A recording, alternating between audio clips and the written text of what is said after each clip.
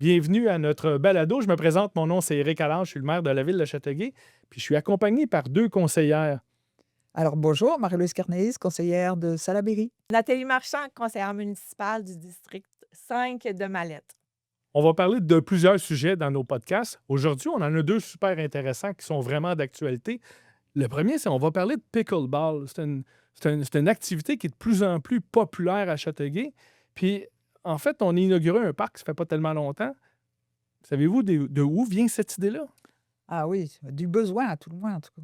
C'était que dans ce quartier-là, il y avait 2 parcs qui étaient pas mal délabrés, dont un, le parc des Acadiens, où il y avait déjà de toute façon, l'utilisation de ce terrain des terrains de tennis sur ce terrain-là. Donc l'idée a été de mettre des terrains de pickleball, oui. Et on a rencontré quelques problèmes en cours de route, hein? Oui, mais au préalable, il faudrait quand même savoir que le besoin de terrain de pickleball était évident à Châteauguay puisque 46 au Sportplex, 46 des utilisations en gymnase est pour le pickleball. Donc il y a vraiment un besoin urgent. Oui, il y a aucun doute que c'est un sport qui est de plus en plus populaire et de plus en plus, en demande. Ça, c'est certain, mais le parc des Acadiens, c'est un beau défi. C'est un beau défi qu'on a rencontré, puis il y a beaucoup de citoyens qui en ont parlé. Tout à fait. Tout Alors à vas-y, fait, Nathalie. oui, absolument. C'est vraiment, un super beau projet, qui a été mis sur pied, qui est super apprécié. Par contre, dans la section bordant, Parkview, on a des citoyens qui sont un peu plus proches, du parc, qui ont, finalement contribué, au changement, à l'évolution, de celui-ci. Donc c'est sûr qu'il y avait un petit enjeu au niveau, du bruit, spécifiquement là, du pickleball, qui était un petit peu plus, sonore. Parce qu'au départ, on avait vu grand, hein. On avait quoi, 16 terrains 16 de terrains au pickleball départ, oui. qu'on voulait mettre en place parce qu'on avait reconnu le fait que c'était nécessaire. On a revu ce projet-là, justement, pour venir le diminuer un petit peu parce qu'on était conscient du bruit. Diminuer de Euh, moitié quand même. Mais oui, c'est ça, on l'a diminué de moitié. Ça a quand même changé beaucoup de choses. Comment c'est perçu, ça, quand vous en parlez avec les citoyens? C'est sûr que la majorité sont elles l'accueillent favorablement.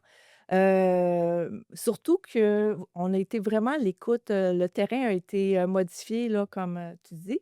Puis, maintenant, il y a des pistes, multifonctionnelles, dans le fond, des plateaux multisportifs qui ont été, créés à la suite de l'évolution, avec les citoyens, les demandes, qui est vraiment, super utilisé. Donc il y a du tennis, il y a le pickleball effectivement. Donc on a aussi, possibilité de faire, d'autres sports. Donc la majorité du monde, des familles, des résidents autour du parc là, sont vraiment, très, très contents. Mais, c'est ça, comme je disais, c'est au niveau là, il y a une section là qui sont plus près là, qui c'est un petit peu moins, hem, c'est un petit peu moins bien accueilli à cause, du Au, niveau au sonore. départ, mais je pense que là, on a mis des nouvelles mesures en place. C'est ce qu'on Tout à fait. prévoit. Exactement. Donc, rapidement, il y a eu des, Salix purpura, donc des saules, pleureurs. C'est vraiment reconnu pour, faire une zone tampon au niveau, du son.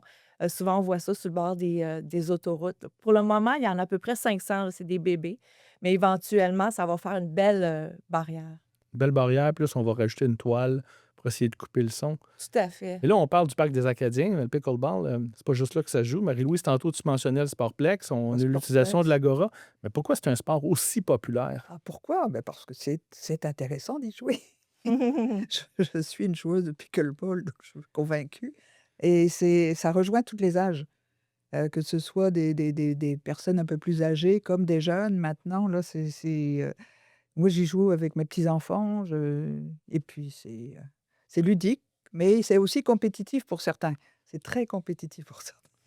Ouais, pour l'avoir essayé, je suis obligé de dire, contrairement au tennis, c'est plus lent que le tennis, donc ça nous permet de courir. Puis, donc, on n'est pas capable de rester immobile. Fait que je comprends un petit peu, la popularité. Je ne suis pas un joueur aguerri comme Marie-Louise. Par contre, Nathalie, il va falloir qu'on s'y mette, hein, je pense. Absolument, oui, tout à fait. Ouais. Un autre sujet qui est intéressant dans la ville, je pense que c'est notre couvert forestier, les arbres un petit peu partout. C'est quelque chose qu'on demande de plus en plus et qu'on trouve important à avoir. Qu'est-ce que vous en pensez? Et aujourd'hui en particulier, hein, on tourne, le journée de la terre, ça fait qu'il faut qu'on en parle. En ce qui concerne dans le quartier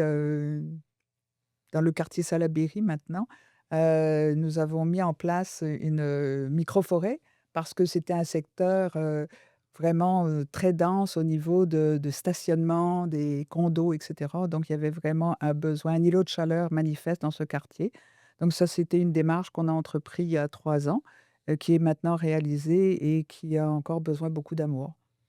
Oui, c'est un projet sur lequel il faut qu'on travaille puis qu'on entretienne, mais je me souviens, c'était une couple de milliers d'arbres, en tout cas, qu'on a plantés à un Euh, endroit bien particulier. 1630 arbres dans un endroit très restreint. Ah, je viens de me souvenir, c'était 1693. C'était L'année l'année d'existence de de la la ville, création de la seigneurie de Châteauguay. On avait fait ça dans le cadre du 350e aussi. effectivement. C'est vrai, c'était ça le nombre d'arbres. Mais c'est quand même une installation intéressante. Puis il faut qu'on en mette de plus en plus. Puis on a des distributions d'arbres qui s'en viennent bientôt, hein. Tout à fait, c'est vraiment beaucoup demandé au niveau des citoyens. Souvent, on me demande est-ce qu'on a de l'aide pour avoir des arbres. C'est important, il y a le réchauffement climatique. Ça réduit beaucoup les îlots de chaleur. Donc, ce qu'on fait, c'est qu'on crée des distributions justement d'arbres. Chaque année, il y a des vivaces, puis il y a environ 4 variétés différentes d'arbres qui sont données, distribuées gratuitement. Bientôt, la date m'échappe. Oui, je me souviens pas de la date non plus, mais Au c'est mois de sûr qu'on mai, on ça va en s'en vient. parler. C'est au mois de mai, ça s'en vient, en effet. Donc, on essaie de mettre des mesures en place comme ça pour favoriser, pour que les gens en plantent de plus en Tout à plus. Puis fait. Sans d'ailleurs, on vouloir a... faire l'été noir, je vais quand même vous signaler une chose que je remarque, moi, et sur certaines rues, les gens retirent leurs arbres. Ils en veulent dans la ville, ils demandent qu'on en ait le plus possible, mais sur leur propre terrain, pour avoir une piscine, pour avoir un stationnement plus grand, ils coupent leurs arbres. Et ça, je trouve ça, il faut faire un appel à tous. C'est un devoir collectif.